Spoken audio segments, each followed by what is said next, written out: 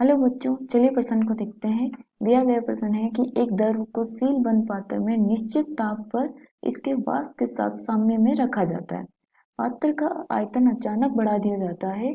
तो हमें के दे रखा है कि वाष्प दाब परिवर्तन का प्रारंभिक परिणाम क्या होगा, एंड खे दे रखा है प्रारंभ में वाष्पन एवं संघनन की दर कैसे बदलती है, और के ये दे रखा है क्या होगा जब कि साम्य पुण्य अंतिम रूप से स्थापित हो जाएगा, तब अंतिम वाष्प दाब क्या होगा।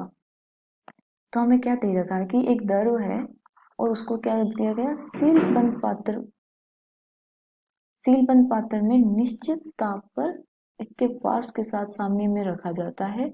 पात्र का आयतन क्या करते हैं, अचानक बढ़ा दिया जाए तब क्या प्रभाव पड़ेगा, किस पर, वाष्प दाब के परिवर्तन में। प्रारंभिक परिणाम में वाष्प दाब परिवर्तन क्या होगा, और प्रारंभ में वाष्प एवं संघनन की दर पर क्या प्रभाव पड़ेगा, और क्या होगा जब साम्य पे पुनः अंतिम रूप से स्थापित हो जाएगा, तब अंतिम वाष्प दाब क्या होगा। ठीक है, तो अब हम सबसे पहले हमारा लिखेंगे मुख्य उदाहरण। मुख्य अवधारणा, तो साम्य पर एक अभिक्रिया पर दाब, ताप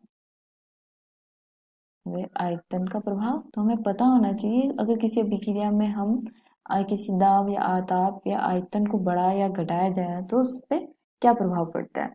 तो चलिए सबसे पहले हम देखते हैं हमारा जो क्वेश्चन में के दे रखा है वो क्या दे रखा है, वाष्प दाब का दाब में परिवर्तन का प्रारंभिक परिणाम देखना है।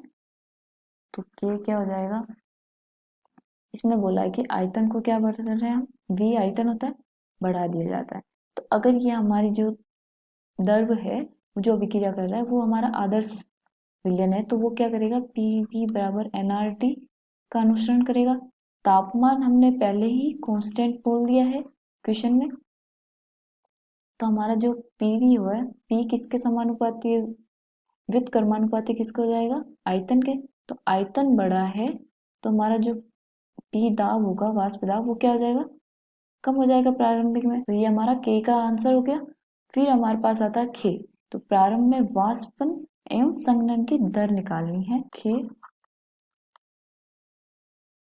तो इसमें क्या है कि अगर पात्र का हमारा जो है, पात्र का आयतन को अगर बढ़ा दिया जाए तो वाष्पीकरण की दर क्या होती है, बढ़ती है, क्योंकि ज्यादा पृष्ठीय क्षेत्रफल उपलब्ध होगा तो प्रति इकाई आयतन वाष्प की मात्रा आयतन बढ़ने के साथ घट जाती है, अतः संघनन की दर क्या हो जाएगी, प्रारंभ में घट जाएगी। तो इसमें क्या होगा कि पात्र का जो आयतन है वो बढ़ाया जाए तो वाष्पीकरण की दर क्या होगी, वो बढ़ेगी। क्यों, क्योंकि ज्यादा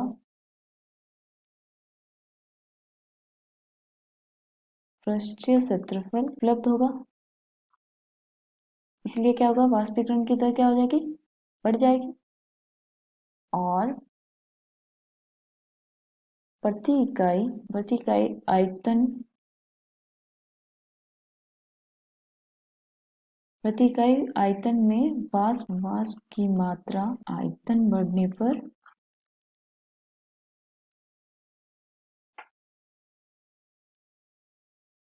घट जाती है।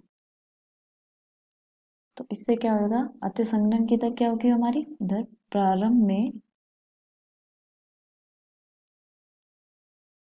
घट जाएगी। ठीक है, अब आते हैं हमारे पास खे में।